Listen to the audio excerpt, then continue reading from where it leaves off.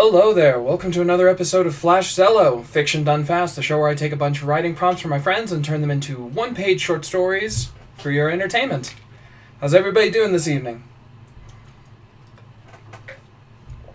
It's, when I first started doing these streams, it was, I picked 2:30 in the afternoon, and progressively...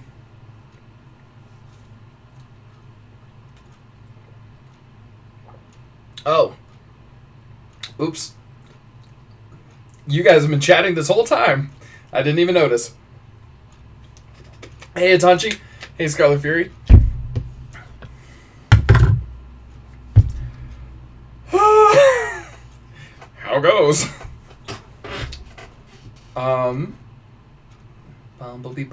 Bumblebee tuna.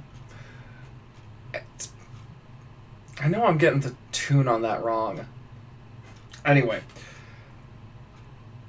But yeah, no. Used to start 2:30, now we're down to 6:30. It's fine. It's fine. It's fine. Oh, man. How is the healing doing?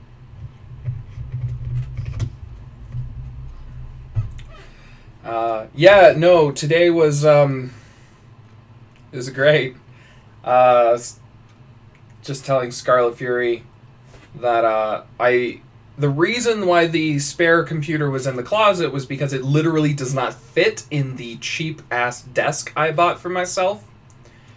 And so I had to spend all morning with a pair of box cutters tearing out the back of the desk so I could fit all the new cables. And it still sticks out that far in front of the desk. So it's being supported by a series of cardboard cutouts that I made. Let's see. Wondering if my heater is off. Is that like a good or a bad? Is it just like, oh, it's kind of chilly, I wonder if my heater's off, or like, I wonder if my heater's not working? Because I feel like you can go two different levels of emotional reaction on that.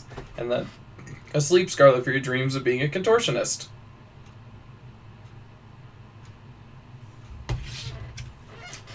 I mean, just ask Dune Harper to tie you up or something, you know. That's what couples do. I hear.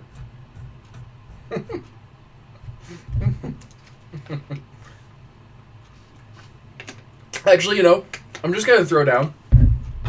I don't know if it's just like our age group, but I swear to God, like I see so much. I'm on Instagram. So many of my friends are just like, Shibari, and I'm like, you're very forward with that. So it's funny because it's things that like in high school it's like, oh, that's kind of taboo, and then after high school it's like, oh yeah, no, everybody does that. Light BDSM ain't no thing. Like, oh, okay. Meet somebody who has no kinks and you're like, you're not real. You just haven't found them yet. I think that could work. Yeah, exactly. Oh, man. But yeah, no, so I spent the whole day just trying to get the computer shifted from where it was to where it is now. Perched precariously on some poor cardboard. It's fine. It's fine. It's not fine. Need to take some books and stick it under there. Maybe that'll... Actually, I'm going to do that real quick before I forget.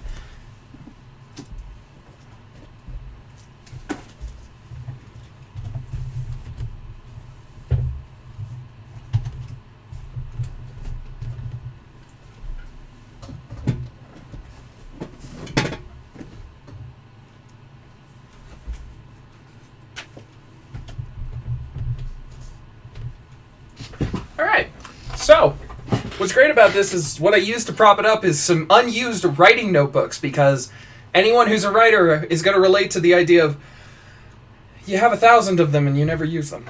I'm trying to be better. But I do have just a shitload just lying around. But yeah.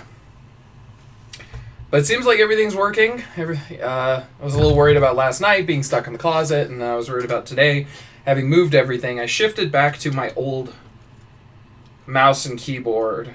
Or, no, actually, it's the new mouse. Old keyboard, old monitor, which turned out was a little bit larger than the new one. So, things are similar, a little bit different than they were, but that doesn't matter to you guys because you can't see it. Although I could. I'm going to pick up the camera, and I'm going to show you something because I think it's neat. But it's a new, it's a little lamp that my stepmom gave me for the holidays. It is dinosaur. And it comes with different dinosaurs that you can slot in. There's a T-Rex, Raptor, Dilophosaurus, and I think I got a Triceratops. Yes. So, I like it. Okay. Well, without further ado, I'm going to pop in and I'm going to do... What am I doing? I'm reading prompts. That's what I'm doing. So... And I know, Scarlet Fury, you threw me a new prompt, and I haven't even read it yet. I think I say this every time, but I just end up copying him into the document. I'm like, I'll read it when I'm on the stream. It's fine. So from Tincture, we've got noir detective-style story about a character stuck in a Home Depot. And he was stuck in a house for a year with only a box of sociopathic cereal to keep him fed. How will he reason with the grains in time to not starve? Only time will tell in the next thrilling episode of The Serial Killer. BearMat89 gave us... I just realized that my claustrophobia would probably give me a panic attack if I woke up handcuffed.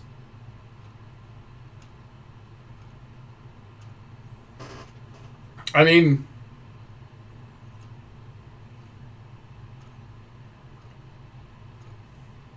Yes? Depends on what you're handcuffed to, I guess. Like if you're handcuffed to something, or if you're just, you know, flailing. And for the new people who've arrived, no, we're not going to explain the context of that. Anyways, I never knew you were claustrophobic, actually. 11 years, and I mean, I guess I probably knew it at some time in high school, but I've completely forgotten.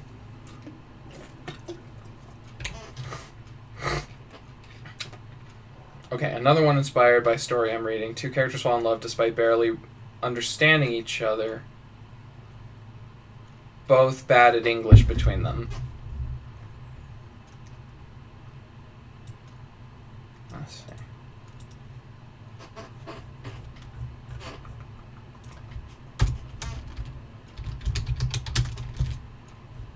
What did I just hit?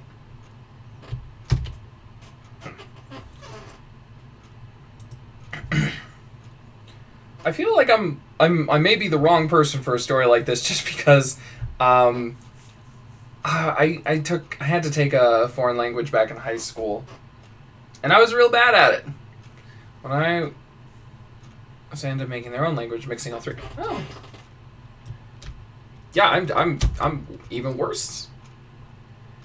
I feel like there's a certain level of multilinguistic skill that would, like, sell a story like this. And that doesn't mean, like, not to say that I couldn't write a story based on the prompt, because I try never to... I don't think I've turned down one prompt this whole time, and that was because it was, like, use the lyrics of this song. And I was like, I will get sued. Hell yeah.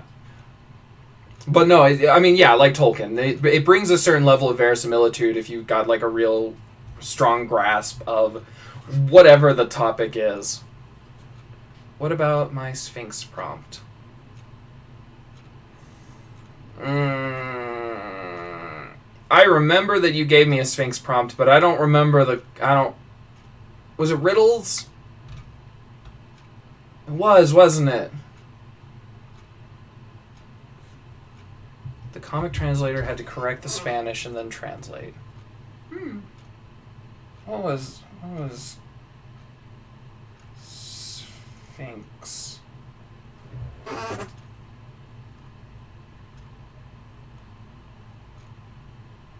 Oh, yeah.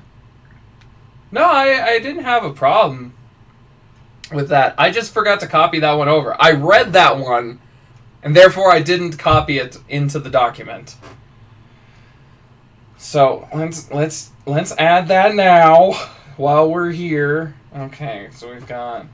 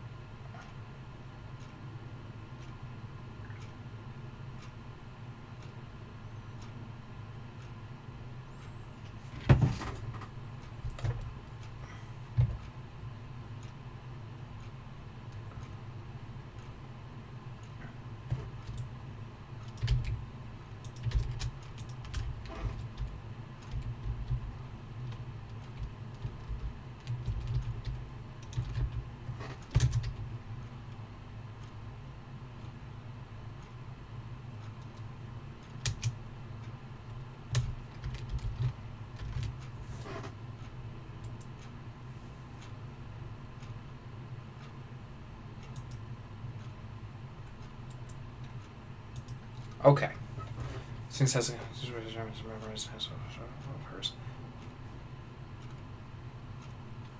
Can make it easier on yourself. Oh yeah, like, and again, it's part of the fun of these prompts is to try and find. Okay, I'm gonna tell a weird story. That might not immediately connect. Well, maybe it does. When I got to college, I studied acting.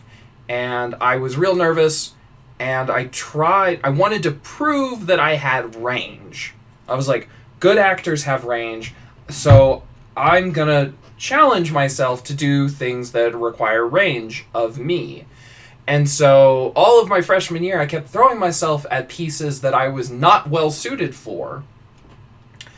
And when I look back on it, I'm like, man, I wish I had just taken the monologues and the pieces that I had gotten to cut my teeth on in high school and done those instead. Because, I mean, I ended up just not really getting very far in the theater department at my university, partially because they just looked at me and they're like, what is this kid doing? This kid has no idea what he's doing. And it took a real long time to turn people's opinions around, but by that point, there were other people that had just kind of... They'd gotten farther ahead because they had kind of focused more on what they were good at and building on those skills, and I was kind of stuck where I started. And I try to think about that in relation to my writing, where it's like, okay, well, what are my skill sets? So, like, I could get on here and I could try to do really wild experimental stories that I'm just not super good at, and I just don't like, because at the end of the day I'm trying to do things that are entertaining and on some level good as they can be in this setting. I mean, I was talking with a friend. It would almost be like somebody doing improv comedy and being like, all right, here's my chance to do that freestyle Shakespeare that I've been working on, or that, I would like to be better at. And it's like, this is very much the wrong circumstance to try and, like, break away and do something experimental and brand new that you're not good at. Because you might get some hilarious results by it just not being good, by it being bad. But I think that you get farther by honing the skills or knowing where your skills lie. Like, for me, I'm not super great at writing stories that are completely internal. Like, I've read a little bit of Nick Harkaway. And I remember reading that and being like, Jesus, like, we're like pages in and we're still just in the character's head. Very naturally. He's just good at that. Whereas I'm much more like, I need to, and I think it's partially because I come from a theater background where I'm like, I gotta set the scene, I gotta, you know, I write very external, but I also, and this had to be pointed out to me, I tend to do better when I focus on being intimate, which means just fewer characters and kind of a smaller world. So, like, I wrote an epic fantasy novel that had 12 named characters in it. So I've literally been in stage plays that had more characters than my epic fantasy novel. But it just kind of it's where my strength lies. So, but that's part of I think that's where some of the challenge and fun of the prompts steps in, because you've got to look at a prompt and go, okay, well, what are my strengths? You know, again, same as an actor. All you can bring to the table is your skills, as opposed to, like, I'm not George Clooney. You know, I'm not George Clooney. I'm not. I don't know. Sound off in the chat. Take one look at me and tell me, what actors am I definitely not? And I promise I won't feel terrible when they're all handsome, like Matt Damon. Hey, Matt Damon and I aren't that different. We're both in action movies. Action movies. Scarlet Fury and I were in I don't even know what to call it. It wasn't a student film, but we were students, and it was action.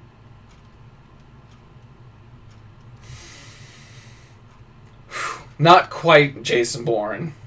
Anyways, the Angel of Death has a serious sit-down with his inept younger cousin, Natural Selection. That was very Mad 89. Trilobit in the Ninth gave us In the Lonely Depths of January in the mountains upstate New York. A woodsman finds a typewriter buried in the snow. Scarlet Fury threw us, I have 3 sets of fine china and silver platters, and real silverware that I have inherited from different family members. I always joke that I could host the Queen of England, but what if I actually had to?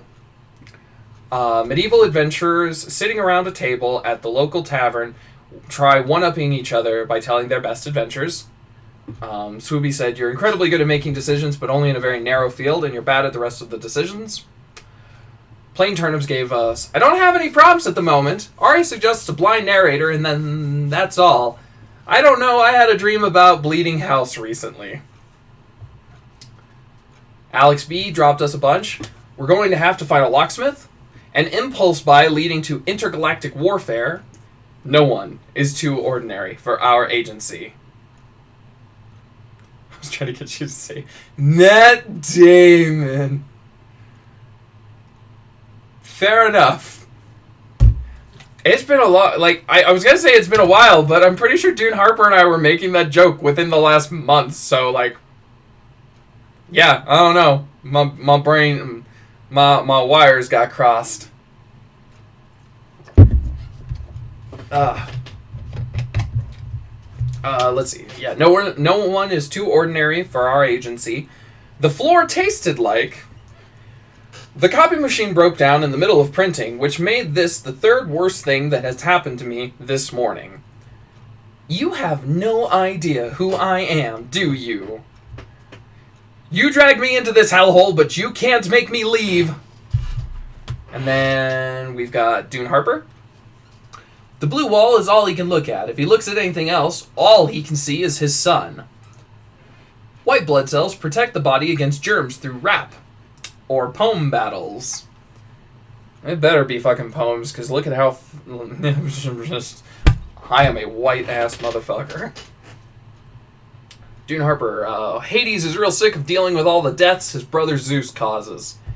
Romeo is into men, but is too socially anxious to tell Juliet. Poncho and Lefty try to rob a bank. Poorly. Oh shit, what just happened? I'm curious, is that supposed to be a reference to something that I don't know? Poncho and Lefty. Okay, yeah, it's the Willy Nilly. Okay. Like, this feels Like something I should know.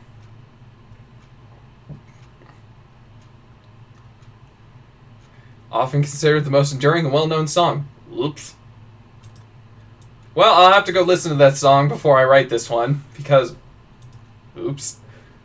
Oh, also, you gotta come up with now 3 more prompts to get back to number 1.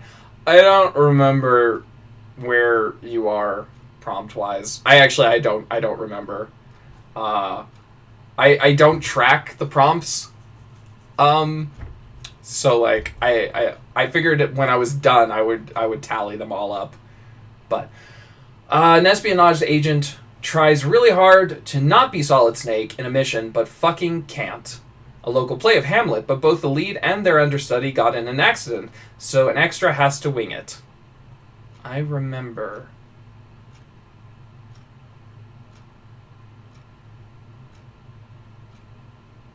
You remember what? You remember the number of everybody's prompts? I know my name. Well, yeah, but you don't know if other people have dropped prompts in the meantime, too. I haven't gotten to the end yet, unless you're counting them as we go. I know my name, he said, in a faint whisper, arms wrapped over his head. My name is Harry. He knew his name, but he couldn't remember who he was. Alternate edition. My name is Jonas, he repeated again and again because he couldn't get the goddamn song out of his head.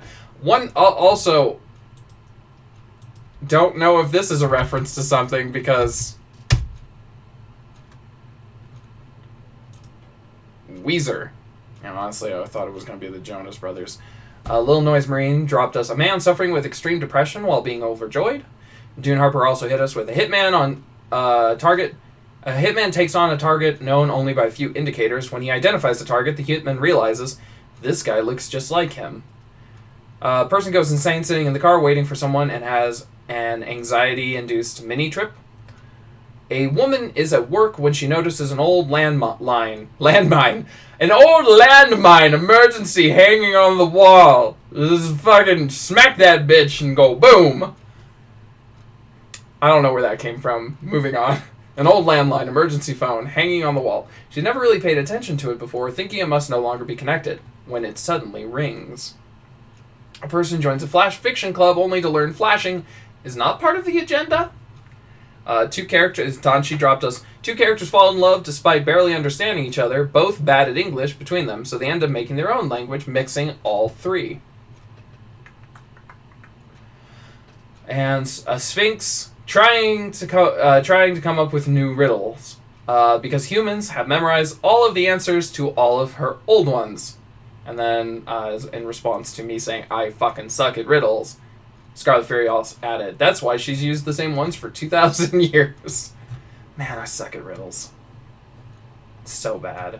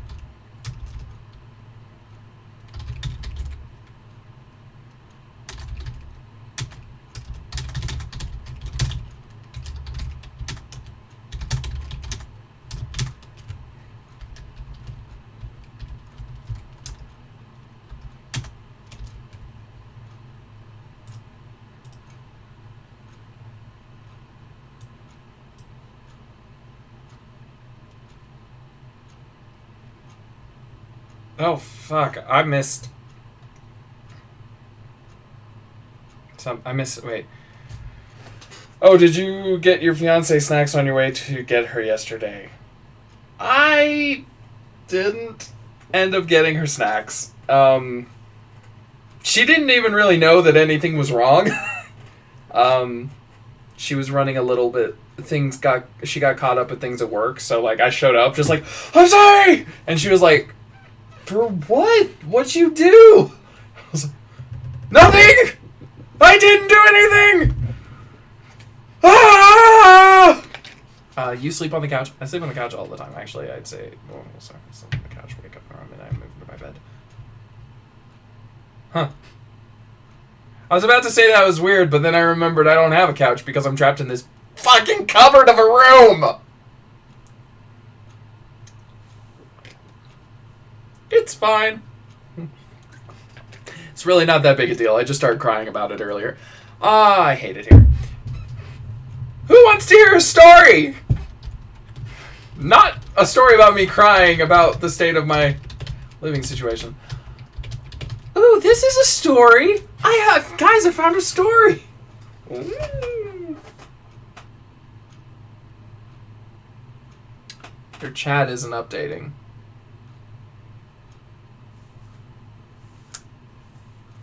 Dune Harper has been sleeping on the couch lately. He seems to sleep better there. Yeah, the chat the chat gets weird if I don't have it up on, like, if it's not up on the screen, it doesn't seem to update. But I had to open a thing to look up who travels with the Queen of England. So I was looking at Quora. Go away. So, does Queen Elizabeth have bodyguards like the Secret Service? I don't know. So, now I know. Oh, I was looking at Pat Rothfuss' little interview. I don't know if anyone here has read Pat Rothfuss. I think Scarlet Fury has. You think he's ever going to get that book 3 out? That'd be something. All right.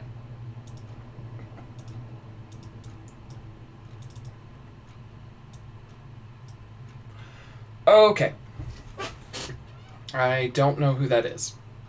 Oh, you don't know Patrick Rothfuss? He wrote The Name of the Wind and Wiseman's Fear.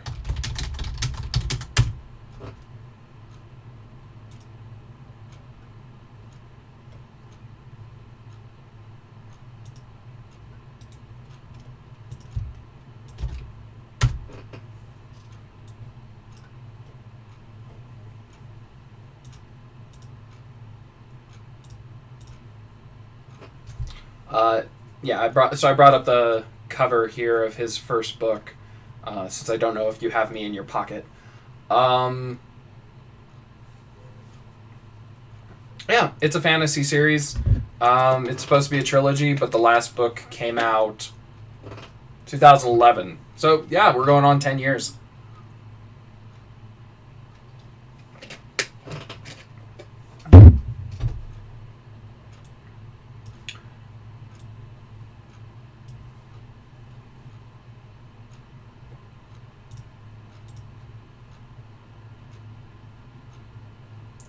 When you are working on your next story, I'll move you into my pocket. Okay, so, but yeah, Pat Rothfuss is, so book 1 came out in 2007, book 2 came out in 2011, and we still have not gotten book 3.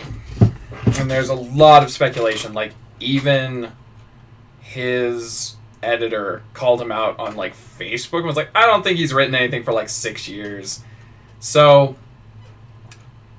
that's fun. Pat Rothfuss was also a guest on Critical Role.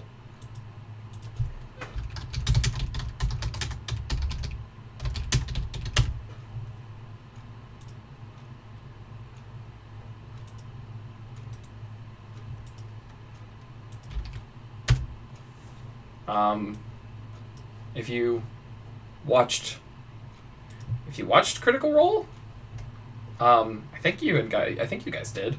But yeah, there's Pat Rothfuss. He's a fantasy novelist, and anyways, moving on. Okay, so Daddies, and I love it so far. I have not seen Critical Role. You would really like Critical Role, I think. That just feels like up your alley. Dungeons and Daddies. I know somebody who's involved in Dungeons and Daddies, right? Yeah, Freddie Wong. Yeah. That's why I know this. Freddie Wong from Rocket Jump. I don't use Spotify. Sorry.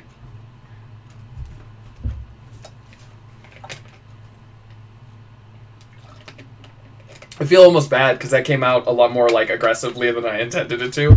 I tried Spotify back in like 2012 and I didn't take to it, and then I feel like it's probably pretty different from when I like popped in, but I don't really like streaming. He said on his streaming Twitch channel, but I don't really like streaming music, so. But yeah, no, I heartily recommend Critical Role. I have so much Critical Role merch now, and I love it. Even though I'm so far behind, I'm still in campaign 1. But yeah, no. Matthew Mercer is. I feel like I have to like specify. I understand it's a parasocial relationship. I don't actually know him, but he seems like a lovely person. If there was someone for whom I would question my no heroes in 2021, Matt Mercer would definitely be on that list of like, oh, but he's such a lovely. No heroes, but we do stan. We have no choice but to stan. Okay, I'm going to read your story now. When Amanda opened her front door, she was confronted by the flapping arms of her friend Brianna. Oh, thank God you're home, Brianna said, storming past her. It is where I live, Amanda said, following her friend into the living room. Are you? China. Show me your fine china. Odd request. Well, it's all over here in the cabinet. I have 3 sets of fine china and silver platters and real silverware that I inherited from different family members. Impressive. You might be able to save my ass. Amanda smiled, even though she didn't know what Brianna was panicking about. You know, I always joke that I could host the Queen of England, she said with a laugh. Brianna did not join her. Amanda, you have to. Have to what? You have to host the Queen of England. The monarch. Britain's waifu herself. There was a knock at the door, and both Amanda and Brianna snapped to look at it. Shit, Brianna said, rushing toward the door.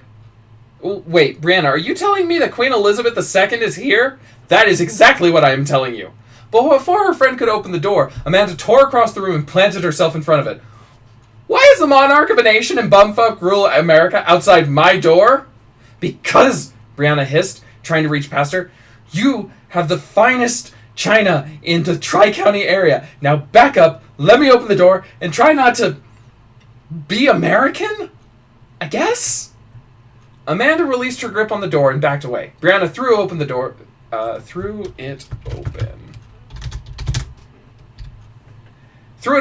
and an entire retinue of servants, assistants, bodyguards.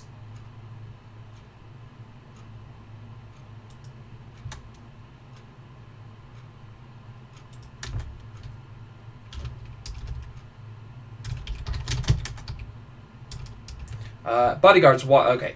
Brianna threw it open, and an entire retinue of servants, assistants, and bodyguards? And bodyguards walked in. And there, toddling up the garden path, was the Queen of frickin' England. Without realizing it, Amanda said, fuck. The Queen looked up, grinned wide, and nodded. Quite, my dear.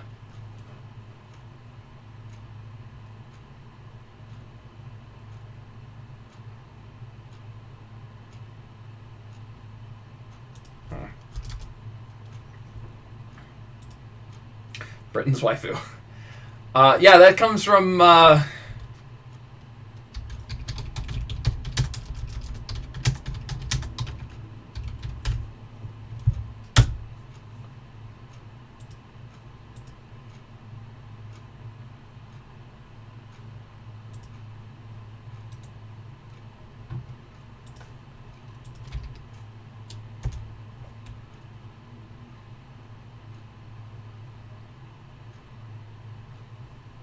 From I think I was telling you about the YouTube channel Philosophy Tube, and he if you can see, it's too much of a stretch to say that Queen is like the British state waifu. We've nationalized waifus. Yeah, he does a video where he talks about how Britain needs to get rid of, or should get rid of, the monarchy. He said the only reason we still have a monarchy is because the British want to fuck the Queen.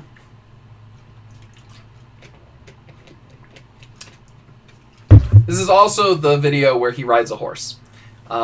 He also actually has royal blood. He is a descendant of royalty. This is, I want my castle back, Boris. Fucking delightful. All right. Oh wait. 1, 2, 3, 21, and we'll copy this. No, I am glad you liked it. It's always fun when you kind of get to the end and you're like, oh fuck, I've got so I don't know how to end it. The Queen hasn't even arrived yet. Oh god. The other I was definitely like sitting there thinking like, oh shit, should she be like, this fucking pigsty? But I like the idea of the Queen having kind of a devious sense of humor.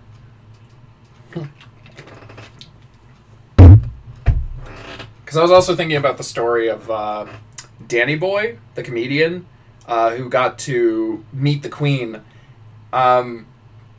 And apparently, according to the story, he was so nervous that when she went, "Ah, yes, you're the comedian," he went, "Yes, 'tis I," and like bowed, fucking ridiculous. She's, "What are you doing?" "Hoping to die, Your Majesty." something like that. I don't remember the bit entirely, but I always liked Danny Boy. I was kind of sad that he, as a comedian, he doesn't have a lot of output. There you go, nobody's had much fucking output in the last year or so, except for Dave Chappelle, who has COVID. Oops. It was Dave Chappelle, right? Yep.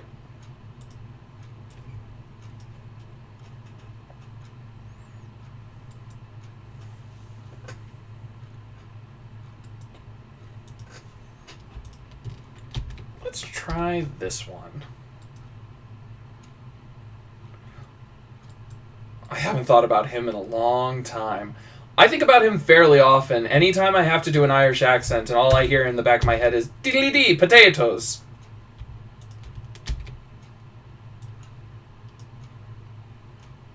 Scottish breakfast sends a message to the world. It says, it doesn't matter what you do to us this afternoon. It's not nearly as bad as what we've just done to ourselves.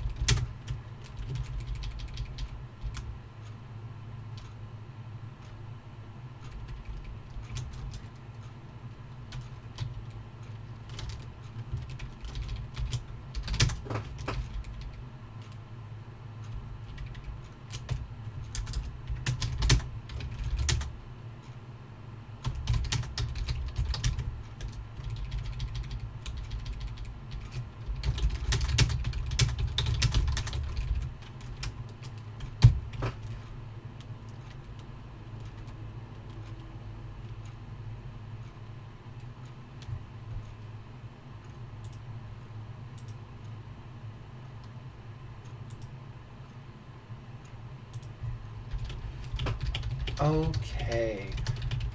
Hey there, everybody. Welcome back. As is often the case, this is one of those moments where I'm like, I wish I had just a little bit more time to deal with it, or I would want to rewrite it. I'm back on the computer. Welcome back. Or I'd want to rewrite it just to kind of condense a little bit and maybe get, because there's such richness here, and one of the things that's especially horror, I think, is just so much about building atmosphere and building tension that trying to do it in a page is really it's really hard. It takes a lot of finesse, and to do that in one go live for an audience is that's the challenge. That's why we're here. That's the challenge, and no more fucking disclaimers.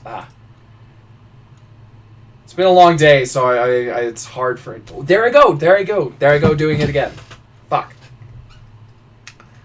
This was a real bad habit in college, and I will never forget a student named Cade. Wonderful actor, beautiful drag queen. Just flat out being like, Shane, no disclaimers, you go. And that hit me so powerfully, and I try really hard. So let's read this. So Plain Turnips gave us, I don't have any prompts at the moment. Aria suggests a blind narrator, and that's all. I don't know. I had a dream about a bleeding house recently. So let's just jump into it. Something inside the house had changed. Allison felt it in the air, like static electricity along her skin. She stood and reached out for her cane before she caught herself. The layout of the house had remained unchanged the entire time she'd lived here. She hadn't needed her cane to navigate her own house in years. And yet, something had changed. She just didn't know what. Allison made her way around her couch and into the center of the foyer, gripping her cane until her fingers hurt. She tilted her head to the side, trying to listen past the ragged sound of her breathing, as if she was scared. Why would she be scared in her own house? Hello? She called. There was no response. There was no sound. Whatever had changed inside the house, Allison still felt completely alone. She took a step forward toward the bedroom and stopped. Her foot splashed in something. It was too viscous to be water, and she smelled iron. No. Allison knelt down and ran a finger through the puddle and brought it to her nose. Blood. She stood sharply, trying to keep her breathing steady. Shame crept up her cheeks like white-hot iron. Not fear, not disgust. Shame. Something had happened, and it was up to her to figure out what. Maybe someone was hurt. In her house? Allison inched her foot forward, following the puddle until it hit the wall. She reached out and placed her palm against the wall. The walls were bleeding.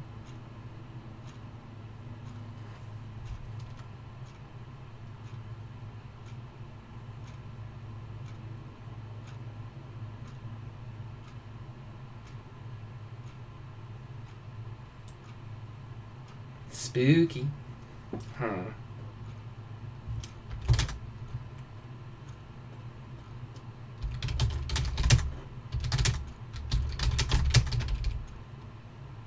Should I start giving you prompts based on my nightmares? Absolutely not. Which is to say, absolutely do that thing. But, like, God in heaven, do not open Pandora's box on the unsuspecting people of Twitch with your fucking nightmares. Jesus Christ. But, like, really, I need you to do that thing. But, like, I do not endorse this in any way, shape, or form, except I really need it.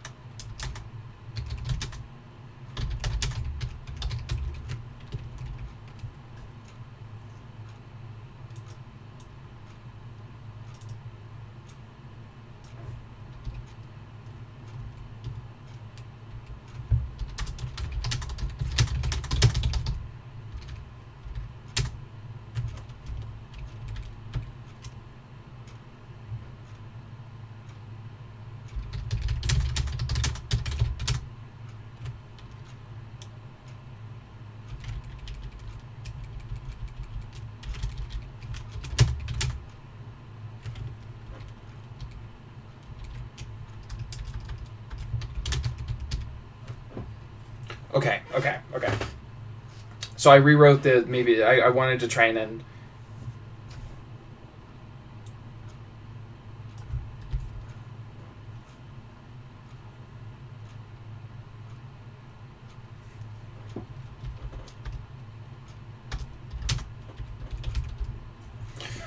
Okay.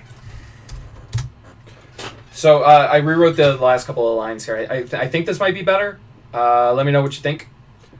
She stood sharp. So Allison knelt down, ran her fingers through the puddle, and brought it to her nose. Blood. She stood sharply, trying to keep her breathing steady. Shame crept up her cheeks like white-hot iron. Not fear, not disgust. Shame. Something had happened, and it was up to her to figure out what. Allison placed a hand against the wall to steady herself, steady her breathing. She pulled her hand back. It was warm and wet. The walls were bleeding. What do you think? A bit more solid? A bit of a better ending? Also, for anyone who didn't really understand the bit that just happened, Scarlet Fury has fucking terrifying nightmares. I mean, you could probably pick that up, but like, Jesus fuck. There you go. I think it works better. I think so too. And I mean, that's always kind of for me, that's a big part of the editing process, is seeing, okay, what did I write? What did I communicate? Or what did I write? What does it communicate? And how can I change the writing to better communicate that thing? And so in this case, it was, condense it a little bit, make it a little... I liked... Because really the only thing that actionably I changed is the idea that she puts out her hand more to steady herself than, like, she's still investigating. And so it makes it more of like okay, what the fuck am I going to do? And then, that kind of that sick realization of, I wasn't expecting this. So, I also resisted the urge to end the story with, and she screamed. Because I've definitely used that a few too many times. I used it with the Were Moose prompt not too long ago. Okay, so I'm kind of excited to send this one to Plain Turnips and see what she thinks. They think? Ooh, I can't remember. I can't wait to see what they think. You should move to Hawaii. Or like a tropical area. Or like Florida. So, no, I'm excited to see what they think, because obviously this prompt was just like, we got nothing. But it still but we still found a way to turn, I'd end up in a mental hospital. Frankly, I'm astounded that you're not there yet. Okay. Well, and on that note, you and me both. When people hear my tragic backstory, that usually is the response of like, how are you as normal as you are? And I'm like, little do you know. It's like, no, we know you're fucking weird, but you're way more normal than you should be. I'll take it.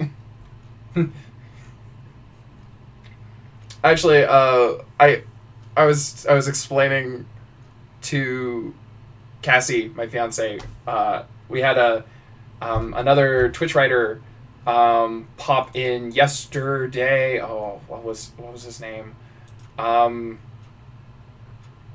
Author Brian Liu, we had a great chat, but at one point he made the comment, he was like, yo, you're really funny, and I missed the opportunity to say, yeah, it's all the trauma. Cause ain't that always it? Ain't that the bitch of it, is like, oh man, you're funny and you've got a great sense of humor and you know how to roll with the punches. It's like, it's because I got punched a lot. Repeatedly. In the face and the dick.